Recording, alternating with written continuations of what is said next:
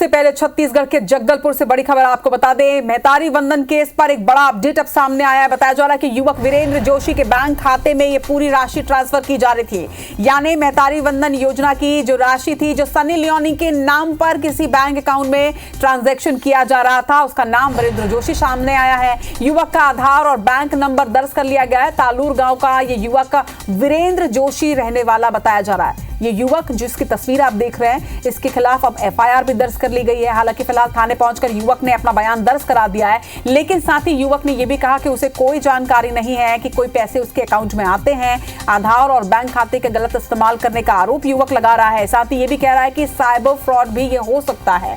खाते में आ रही राशि की जानकारी उसे नहीं है।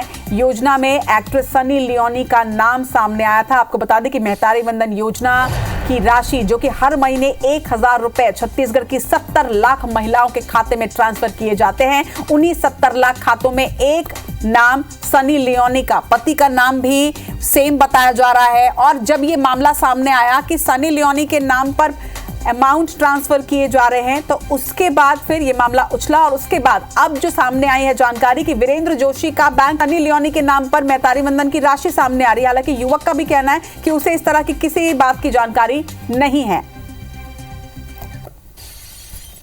मामला यह है कि मेरा नाम का गलत उपयोग करके सन्नी लियोन का नाम से कोई मेहतारी वंदन का फॉर्म डाला है। मेरा आधार और मेरा अकाउंट नंबर का गलत उपयोग किए हैं सर, जो मेरे फंसाया जा रहा है जो भी है। आज पता चला, आज गांव में वेरिफिकेशन के लिए आए थे ना, तो गांव में सनी लियोन नाम से कोई फॉर्म नहीं डाले हैं। सिर्फ मेरा आधार और मेरा आधार नंबर और मेरा अकाउंट नंबर यूज हुआ है। कहाँ से फॉर्म डाला है वो कोई जानकारी अभी तक नहीं है।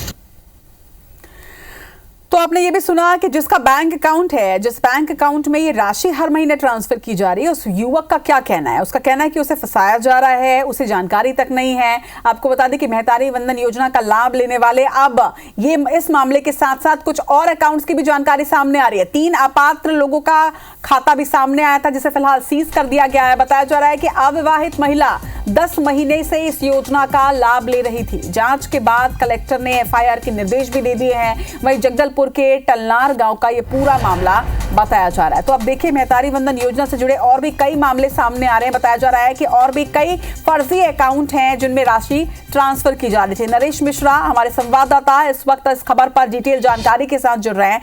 नरेश, पहले अगर हम वीरेंद्र जोशी की बात करें तो वीरेंद्र जोशी ने जिस तरह से कहा है कि उसे तो जानकारी भी नहीं और उसके साथ ही उसके आधार नंबर का गलत इस्तेमाल किया जा रहा था, क्या यह संभव है कि किसी और का आधार, किसी और का अकाउंट, नाम किसी और का, क्या जब मेहतारी वंदन योजना की राशि ट्रांसफर की जाती है या फिर देखा जाता है पात्र अपात्र, तो इन बातों की जांच नहीं की जाती? यानी एक बड़ी लापरवाही है।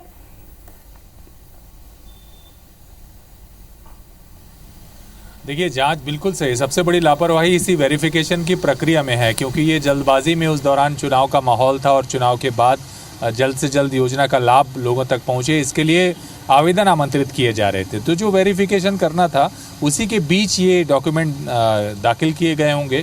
डाटा एंट्री ऑपरेटर, सुपरवाइज़र और जो बड़े अधिकारी हैं उनके सामने से सारा कागज़ वेरीफाई होते हुए गया होगा और ऑनलाइन दर्ज हुआ होगा। तो ये संभव ही नहीं है कि किसी महिला का नाम, वो भी इस तरह की एक्ट्रेस का नाम, चर्चित नाम, इन 3-4 आंखों के सामने से जाए और उस पर ध्यान न दें लोग, और साथ ही पुरुष का अकाउंट नंबर उसमें ऐड हो जाए, आधार नंबर उस फॉर्म के साथ ऐड हो जाए।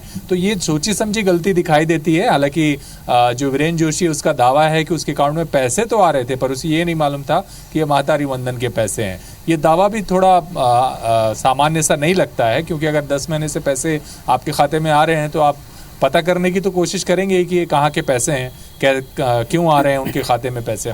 तो ये एक बात है, लेकिन संभव है, ये भी हो सकता है कि किसी और ने शरारत की हो, पर इससे उसका लाभ क्या है, उसके पीछे उसका हित क्या है, ये भी एक बड़ी बात हो सकती है। तो फिलहाल तो पुलिस ने मामला दर्ज किया है।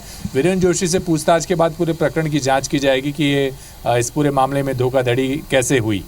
लेकिन नरेश, सिर्फ एक ही खाते की डिटेल नहीं, जो क्योंकि देखिए अब जब ये मामला सामने निकल कर आया है तो ऐसे और भी कई अकाउंट सामने आ रहे हैं। एक मामला ये भी सामने आया कि 10 महीने से एक अविवाहित महिला जो है वो भी मेहतारी वंदन योजना की राशि जो है वो ले रही थी। तो ये तो निश्चित तौर पर लापरवाही का ही मामला है, क्योंकि अगर किसी अविवाहिता के खाते में, क्योंकि इसमें तो सबसे पहली चीज ही है कि मेहतारी वंदन योजना की राशि ही उसे मिलेगी, लाभ ही उसे मिलेगा जो कि विवाहित है। अगर अविवाहित के खाते में जा रही है तो फिर यहां तो बिल्कुल साफ हो जाता है कि ये बिल्कुल निश्चित तौर पर लापरवाही का ही मामला है, यानी अगर जांच की जाएगी तो शायद और भी ऐसे कई खाते, ऐसे कई मामले सामने आ सकते हैं।